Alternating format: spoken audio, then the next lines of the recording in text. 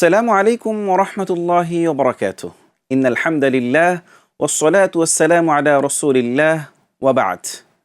প্রিয় দর্শক, কাছে দূরে যে যেখান থেকে আমাদেরকে দেখছেন সকলকে স্বাগত জানাচ্ছি পুরো রমাদানব্যাপী নিউজ 24 এর বিশেষ আয়োজন বিআরবি কেবলস নিবেদিত রমজানের জিজ্ঞাসা ও জবাব অনুষ্ঠানে, powered by BRB hospitals limited, co-sponsor Molla super salt. প্রিয় দর্শক, চলছে মাহে রমাদানুল মুবারক। ভরপুর রহমত এবং বরকতের এই মহিমান্বিত মাসে আমরা প্রতিদিন একটি চমৎকার এবং গুরুত্বপূর্ণ বিষয় নিয়ে আলোচনা করি। আমাদের সাথে আলোচনার জন্য প্রতিদিন একজন বিজ্ঞ আলোচক উপস্থিত হন আমাদের স্টুডিওতে। আমাদের আজকের আলোচনার গুরুত্বপূর্ণ বিষয় হলো ইসলামে ব্যবসার দিক নির্দেশনা। এ বিষয়ে গুরুত্বপূর্ণ আলোচনা করার জন্য আজকে আমন্ত্রিত অতিথি হিসেবে উপস্থিত হয়েছেন সিলেট ফুলবাড়ী আজিরিয়া ফাজিল মাদ্রাসার সম্মানিত আরবি প্রভাষক জনাব হজরত মাওলানা মুফতি আজিজুল ইসলাম ফুরকানি হাফিজাহুল্লাহ। আসসালামু আলাইকুম ওয়া রাহমাতুল্লাহি তাআলা ওয়া বারাকাতুহু। ওয়ালাইকুম আসসালাম ওয়া রাহমাতুল্লাহি ওয়া বারাকাতুহু। মুহতারাম, আপনাকে আজকে আমাদের এই পর্বে আমন্ত্রণ জানাচ্ছি। জাযাকুমুল্লাহ। কেমন আছেন আপনি? আলহামদুলিল্লাহ, আমি ভালো আছি। আপনি ভালো আছেন? জি আলহামদুলিল্লাহ। প্রিয় দর্শক, তাহলে চলুন আমরা আলোচনা শুরু করি ইসলামে ব্যবসার দিক নির্দেশনা, চমৎকার এবং গুরুত্বপূর্ণ সময় উপযোগী এ বিষয়ে। শেখ, আমরা জানি আল্লাহ সুবহানাহু ওয়া তাআলা পবিত্র কালামুল্লাহ শরীফ ইরশাদ করেন, ওয়া আহাল্লাল্লাহুল বাইআ ওয়া হাররামার রিবা। নিশ্চয়ই আল্লাহ সুবহানাহু ওয়া তাআলা ব্যবসাকে হালাল করেছেন এবং সুদকে হারাম করেছেন। এই ব্যবসা সম্পর্কে ইসলামের দিক নির্দেশনা সম্পর্কে আপনি যদি আমাদেরকে শুরুতেই কিছু বলেন। আলহামদুলিল্লাহ ওয়াসসালাতু ওয়াসসালামু আলা রাসূলিল্লাহ ওয়া আলা আলিহি ওয়া সাহবিহি ওয়া মান ওয়ালা, আম্মা বা'দ। মুহতারাম, দেখুন, ইসলাম এটা হচ্ছে কমপ্লিট কোড অব লাইফ। এটা এমন একটি ধর্ম, এমন একটি জীবন ব্যবস্থা। আল্লাহ পাক পবিত্র কোরআনুল কারীমের মধ্যে বলেছেন, মা ফাররাতনা ফিল কিতাবি মিন শাই। মানব জীবনে যত কিছু দরকার, এমন কোনো বিষয়, এমন কোনো বিধান আমি আল্লাহ পাক এই কোরআনুল কারীমের মধ্যে দেই নাই। যা কিছু দরকার ছিল সব কিছু আমি আল্লাহ দিয়ে দিয়েছি। এখন এই ব্যবসা বাণিজ্য এটা হচ্ছে মানুষের জীবনের অন্যতম একটি পার্ট। এটি যারা মানুষ চলতে পারে না, তার যে জীবিকা, আয়, উপার্জন, এগুলো না হলে তো তার জীবন চলবে না। সে কিভাবে কি করবে? এই জন্য আল্লাহ পাক, এই যে আপনি যে আয়াতটি তেলাওয়াত করেন, আহাল্লাল্লাহুল বাইআ ওয়া হাররামার রিবা, আল্লাহ পাক ব্যবসা বাণিজ্যকে হালাল করেছেন আর সুদকে আল্লাহ পাক হারাম করেছেন। আর ব্যবসা বাণিজ্য আল্লাহ হালাল করার মাধ্যমে এটাকে আমাদের জন্য একটা ফরজ ইবাদত হিসেবে আল্লাহ পাক নির্ধারণ করে দিয়েছেন। কোরআনুল কারীমে অনেকগুলো আয়াত থেকে আমরা জানতে পারি, যেমন আল্লাহ পাক সূরা তাহার 81 নম্বর আয়াতের মধ্যে আল্লাহ পাক বলছেন যে কুলু মিন তাইয়্যিবাতি মা রাযাকনাকুম ওয়ালা কুলু মিন তাইয়্যিবাতি মা রাযাকনাকুম ওয়ালা তাতগাউ ফীহি ফায়াহিল্লা আলাইকুম গাদাবি ওয়া মান ইয়াহলিল আলাইহি গাদাবি ফাকাদ হাওয়া। আল্লাহ পাক বলছেন যে, হে মানুষ সকল, তোমরা আল্লাহর জমিনে অবস্থান করে তোমরা হালাল খাবার খাও। আর হালাল খাবার খাও, হালাল খাবার তালাশ করো, পবিত্র খাবার খাও, পবিত্র খাবার তালাশ করো, কিন্তু হালালের সীমানা ক্রস করে হারামের সীমানার মধ্যে তোমরা যেও না। যদি যাও তাহলে আল্লাহর গজবটা তোমাদের উপর চলে আসবে, আর যাদের উপর আল্লাহর গজব চলে আসে তাদের জন্য ধ্বংস অনিবার্য হয়ে যায়। এখানে হালাল খাবার খাওয়া মানেই হচ্ছে জীবিকা উপার্জনের পথ অবলম্বন করা, ব্যবসা বাণিজ্য করা, নিজের অর্থনৈতিক জীবন পরিচালনা করতে হবে ব্যবসা বাণিজ্যের মাধ্যমে, এটা পরিচালনা করতে হবে। অর্থাৎ হাদিসের মধ্যে আমরা অনেকগুলো হাদিসের মধ্যে আমরা জানি যে একজন মানুষের জীবন জীবিকা নির্বাহের জন্য তার উপার্জন আবশ্যকীয় একটি বিষয়, এবং এই আবশ্যকীয় বিষয়ের ক্ষেত্রে আল্লাহ তাআলা সরাসরি, আপনি যেমনটি বলেন, কোরআনের নির্দেশনা দিয়েছেন যে কুলু মিন তাইয়্যিবাতি মা রাযাকনাকুম, যে আল্লাহ তাআলা যে সকল রিজিক আমাদেরকে দান করেছেন এর মধ্য থেকে উত্তম এবং যেগুলো আল্লাহ তাআলা আমাদের জন্য হালাল করেছেন সেগুলো আমাদেরকে ভক্ষণ করতে হবে। জি মুহতারাম। জি মুহতারাম, যেটা বলছিলেন, সেখান থেকে আমাদেরকে ওই ব্যবসা বাণিজ্যের দিকে আমাদেরকে চলে আসতে হয়। এখন আপনি আপনার পরিবার, আপনার সন্তানাদি, আপনার স্ত্রী, পরিবার পরিজন যারা আছেন, মা বাবা, সবাইকে নিয়ে যদি আপনি সুখে শান্তিতে থাকতে চান, অবশ্যই আপনাকে ব্যবসা বাণিজ্য করতে হবে। আর সেই ব্যবসা বাণিজ্য হবে মানবতার মুক্তির দিশারি জনাবে মুহাম্মদ রাসূলুল্লাহ সাল্লাল্লাহু আলাইহি ওয়াসাল্লাম দেখানো মত এবং পথ অনুযায়ী। এবং আম্মাজান খাদিজা রাদিয়াল্লাহু তাআলা আনহা, তিনিও কিন্তু ব্যবসা বাণিজ্য করতেন। রাসূলের প্রিয় সাহাবী, রাসূলের প্রিয় বন্ধু হযরত আবু বকর, তিনি নিজেও ব্যবসা বাণিজ্য করতেন। রাসূলের ম্যাক্সিমাম সাহাবী ব্যবসা বাণিজ্য করতেন। সুবহানাল্লাহ। অতএব এই ব্যবসা বাণিজ্য এটা একটা ফরজ ইবাদত। হ্যাঁ, কোরআনুল কারীমের মধ্যে আপনি দেখবেন আল্লাহ পাক এক জায়গায় বলেছেন, ইয়া আইয়ুহার রাসূল, আল্লাহ পাক রাসূলদেরকে ডাক দিয়ে বলেছেন, কুলু মিন তাইয়্যিবাতি ওয়া আমালু সালিহা। আগে তোমরা হালাল খাবার খাও, তারপরে নেক আমল করো। অবশ্যই নেক আমল কবুল হওয়ার পূর্ব শর্তই হইল হালাল খাবার। হালাল উপার্জন। আর হালাল খাবার, হালাল উপার্জন, এটা ব্যবসা বাণিজ্য থেকেই আসতে হয়। এই জন্য আমাদেরকে ব্যবসা বাণিজ্য করা ফরজ, এবং ব্যবসা বাণিজ্য এটা একটা ফরজ ইবাদত আমি মনে করি। জি, শুকরিয়া মুহতারাম, আপনি খুব চমৎকার করে বলছেন যে ব্যবসা খুবই গুরুত্বপূর্ণ একটি ইবাদত, এবং নবী এবং রাসূলগণ এবং বিশেষ করে আমাদের প্রিয় নবী মুহাম্মদ রাসূলুল্লাহ সাল্লাল্লাহু আলাইহি ওয়াসাল্লাম ব্যবসা করেছেন, এবং তার অসংখ্য সাহাবায়ে কেরাম ব্যবসায় নিমজ্জিত ছিলেন।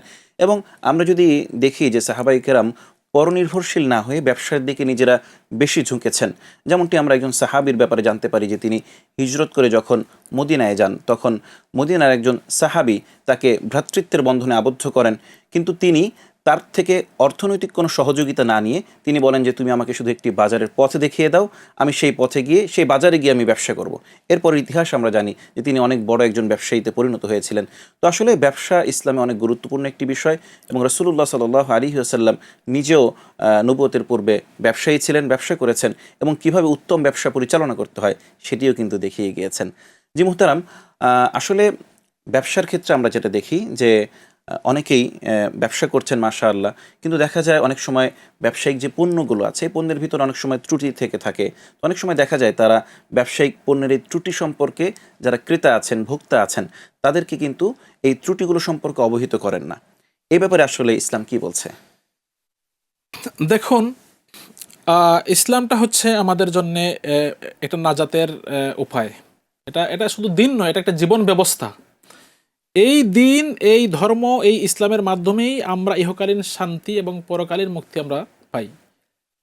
ব্যবসা বাণিজ্য আপনি করবেন, আপনি মানুষকে আপনি ঠকাইতে পারবেন না, আপনি ওজনে আপনি কম দিতে পারবেন না, আপনি খাদ্যের মধ্যে ভেজালের মিশ্রণ করতে পারবেন না, আপনি খাবারের মধ্যে আপনি কি বলে যে মাছের মধ্যে ফরমালিন আপনি মিশ্রণ করতে পারবেন না।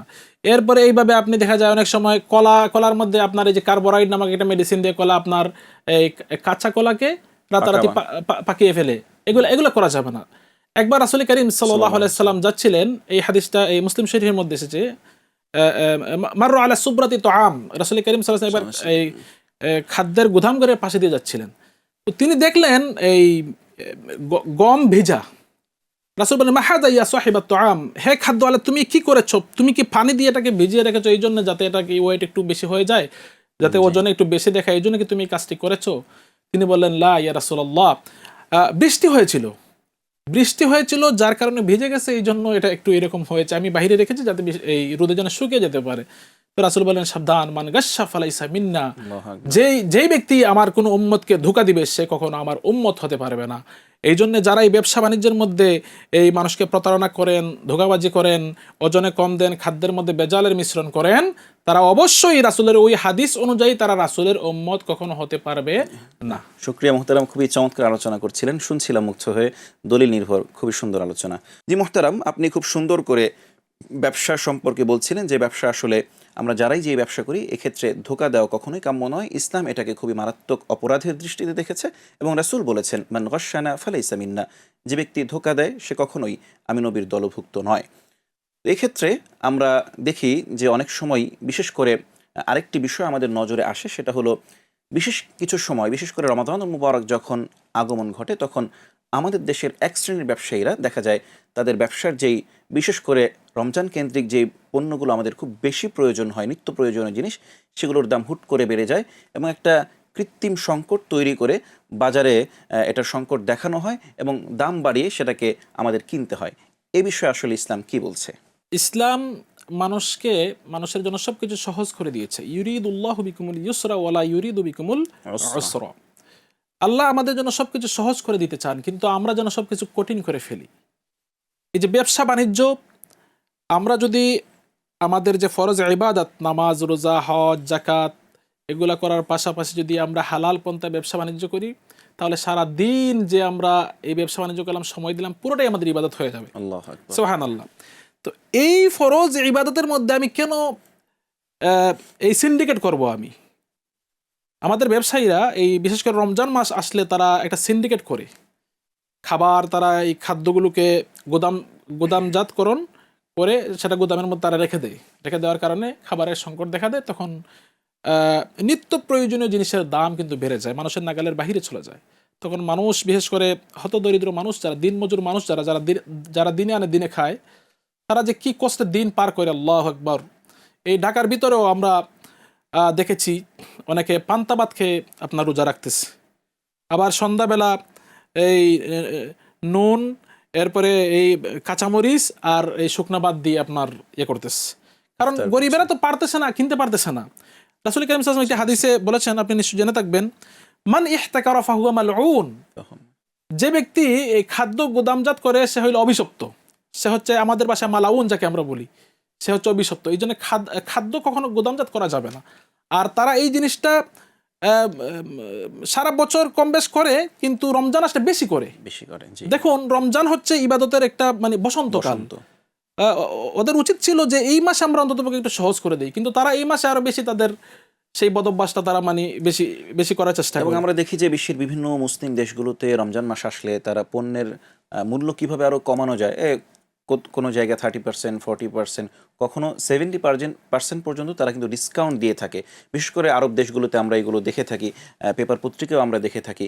তো আসলে আমাদের দেশে এই কালচারটা অবশ্যই পরিবর্তন করা উচিত, যে রমজান আসলে একটা কৃত্রিম সংকট তৈরি করে, সিন্ডিকেট তৈরি করে এইভাবে মানুষকে একটা দ্রব্যমূল্যের ঊর্ধ্বগতির দিকে নিয়ে যাওয়া, এটা আসলে কখনোই কাম্য নয়। ইসলাম এটাকে কখনোই সমর্থন করে না। জি প্রিয় মুহতারাম, আপনি আমাদেরকে যদি বলেন যে এই যে যারা অসৎ ব্যবসায়ী আছে, এর বিপরীতে যারা সৎ ব্যবসা করছেন, যারা সুন্দরভাবে ওজনে ঠিক দিচ্ছেন, পণ্যের সঠিক মূল্য নির্ধারণ করে তত একটা নির্দিষ্ট মূল্যে লাভে তারা বিক্রি করার চেষ্টা করছেন, তাদের ব্যাপারে আসলে ইসলাম কি বলছে? তাদের ব্যাপারে ইসলাম সুসংবাদ দিচ্ছে। যারা সৎ ব্যবসায়ী, যারা আমানত রক্ষা করে ব্যবসা করেন, সততার সহিত ব্যবসা করেন, বিজনেস করেন, এরপরে আপনার বিশ্বস্ততার সহিত বিজনেস করেন, কোনো ধরনের প্রতারণা, চলচাতুরি আশ্রয় নেন না, ধোকাবাজি করেন না, খাদ্যে ভেজালে মিশ্রণ করেন না, ওজনে কম দেন না, মানুষকে ঠকান না। রাসূল একটা হাদিসের মধ্যে বলেছেন, ওই হাদিসটা সুনানে তিরমিজির মধ্যে এসেছে, আত্তাজিরুস সাদুকুল আমিন মা'আন নাবিয়্যিনা ওয়াস সিদ্দিকিনা ওয়াশ শুহাদা। রাসূল কারীম বলছেন যে সৎ ব্যবসায়ী, বিশ্বস্ত ব্যবসায়ী, আমানতদার ব্যবসায়ী, তিনি হাশরের ময়দানে নবী রাসূল, সিদ্দিক এবং শহীদগণের সঙ্গে তিনি উঠবেন। সুবহানাল্লাহ। এই জন্য আমার ব্যবসায়ী ভাইদেরকে আমি অনুরোধ করব, আসুন আপনারা কিসের জন্য এত পরিশ্রম করলেন, করে আপনি সামান্য কিছু লাভের বিনিময়ে, ফায়দার বিনিময়ে আপনার পুরা ইবাদতটা আপনি নষ্ট করে ফেলতেছেন। কিসের জন্য আপনি একজনকে ঠকাচ্ছেন, আরেকদিকে আল্লাহ আপনাকে ঠকাচ্ছেন। এজন্য এগুলো থেকে আমাদেরকে বিরত থাকা দরকার। জি অবশ্যই মুহতারাম, আপনি খুব সুন্দর করে বলছিলেন। অর্থাৎ আমরা আসলে যাই করি সেটাই কিন্তু ইবাদত হতে পারে যদি আমরা সঠিক পন্থায় করি। ঠিক তেমনিভাবে ব্যবসাও আসলে একটা ইবাদত, যদি এর ইসলামের দিক নির্দেশনাকে ফলো করে আমরা ব্যবসাটা পালন করার চেষ্টা করি, ওজনে কম না দেই, মানুষকে না ঠকাই এবং পণ্যের কৃত্রিম সংকট তৈরি না করি, বাজারে ঊর্ধ্বগতির ক্ষেত্রে সহায়তা না করি, এই সকল ক্ষেত্রে দেখা যায় যদি এরকম মেনটেন করে যদি আমাদের ব্যবসায়ী যারা ভাইয়েরা আছেন তারা যদি এগুলো করার চেষ্টা করেন, তাহলে কিন্তু তারা এই প্রত্যেকটা মুহূর্ত ব্যবসার প্রতিটা ক্ষেত্রেই তারা ইবাদতের মধ্যে গণ্য হচ্ছেন। এবং তারা কিন্তু আপনি যেমনটি হাদিস উল্লেখ করলেন যে তারা কিয়ামতের দিন নবীদের সাথে, সিদ্দিকীনদের সাথে, শহীদদের সাথে তাদের হাসর হবে। আল্লাহু আকবার। প্রিয় দর্শক, অবশ্যই আমরা বুঝতে পারছি যে ব্যবসার ক্ষেত্রে সততা কতটা জরুরি এবং ইসলাম এটাকে কতটা মূল্যায়ন করেছে। এজন্য আমরা যারা ব্যবসা করছি, যারা ব্যবসায়ী ভাইয়েরা আছি, আমাদের উচিত হলো ব্যবসার ক্ষেত্রে সর্বোচ্চ সুন্দর করে সততার সহিত নির্ভেজাল পণ্য মানুষের দোরগোড়ায় পৌঁছে দেয়া এবং মানুষ যেন সহজতার সাথে সুন্দরভাবে নিজেদের পণ্যগুলো কিনতে পারে এবং নিজেদের জীবন জীবিকা নির্বাহ করতে পারে, অবশ্যই আমাদের পক্ষ থেকে সেই ব্যবস্থা করার চেষ্টা করা। মোহতারাম শায়েখ, আপনার আলোচনা শুনছিলাম খুবই মুগ্ধ হয়ে। আপনি যদি আমাদেরকে, আমরা প্রায় শেষের দিকে চলে এসেছি, আপনি যদি আমাদেরকে সর্বশেষ বলেন যে আসলে সার্বিকভাবে গোটা জীবন ব্যবস্থায় এই রমাদানুল মুবারক আসে আমাদের সামনে এবং বারবার এসে চলেও যায়, তো সার্বিকভাবে আসলে রমজানুল মুবারকটাকে কিভাবে গুরুত্ব দিয়ে আমরা কাটাতে পারি? জি আলহামদুলিল্লাহ, রমজান মাস এটাকে বলা হয় হাদিসের ভাষায় শাহরুল মুওয়াসাত, সহমর্মিতার মাস। প্রত্যেকের উপর সহমর্মিতা করা দরকার। এক হাদিসের মধ্যে রাসূল করিম বলছেন, এই হাদিসটা বুখারীর মধ্যে এসেছে, ইরহামু মান ফিল আরদ ইয়ারহামুকুম মান ফিস সামা। তোমরা জমিনবাসীর উপর রহমত করো, দয়া করো, তাহলে আসমানে যিনি আছেন তিনি তোমাদের উপর দয়া করবেন। সুবহানাল্লাহ। এই জন্য এই ক্ষেত্রে বিশেষ করে যারা বিজনেস করেন, ব্যবসা বাণিজ্য করেন, তারা যদি এই হাদিসটুকু যদি তারা মেনে চলতে পারেন, তাহলে তাদের দুনিয়াও সফল, আখেরাতও আখিরাতও সফল। সফল। তাদের উচিত হবে অন্ততপক্ষে নামাজ রোজা এগুলো তো করবেনই করবেন, ফরজ ইবাদতগুলো অবশ্যই করবেন, এগুলোর পাশাপাশি তারা যেন মানুষের প্রতি একটু ইহসান করেন। হাল জাযাউল ইহসান ইল্লাল ইহসান, ইহসানের বিনিময়ই হচ্ছে ইহসান। এই জিনিসটুকু যদি তারা করেন তাহলে তাদের জন্য কল্যাণ হবে। এবং এই রমজান মাস আমলের মাস, এটা আমি মনে করি তারা যথাযথভাবে কাজে লাগাতে পারবে ইনশাআল্লাহ। ইনশাআল্লাহ, ইনশাআল্লাহ। শুকরিয়া মুহতারাম, আপনি খুবই চমৎকার আলোচনা করেছেন ইসলামী ব্যবসা দিক নির্দেশনা সম্পর্কে। আপনার চমৎকার আলোচনা আশা করছি আমাদের প্রিয় দর্শকদেরকে অবশ্যই উপকৃত করবে ইনশাআল্লাহ। ইনশাআল্লাহ, প্রিয় জাযাকাল্লাহ। দর্শক, এতক্ষণ আমাদের সাথে ছিলেন মুহতারাম সম্মানিত আলোচক। তিনি কোরআন এবং হাদিসের আলোকে ব্যবসা সম্পর্কে খুবই গুরুত্বপূর্ণ আলোচনা তুলে ধরেছেন। আপনাদের সকলের উচিত মুহতারামের আলোচনা থেকে উপকৃত হয়ে নিজেদের বাস্তব জীবনে এটার প্রায়োগিক দক্ষতা অর্জন করা এবং নিজেরাও এই বিষয়টার প্রতি গুরুত্ব আরোপ করে নিজের জীবনের সার্বিক দিকে এই বিষয়গুলো লক্ষ্য রাখার চেষ্টা করা। প্রিয় দর্শক, দেখছেন, উপভোগ করছেন পুরো রমাদান মাসব্যাপী নিউজ 24-এর বিশেষ আয়োজন বিআরবি কেবলস নিবেদিত রমজানের জিজ্ঞাসা ও জবাব, powered by BRB hospitals limited, co-sponsor Molla super salt. সাথে আছি আমি মামনুন বিন মাসউদ।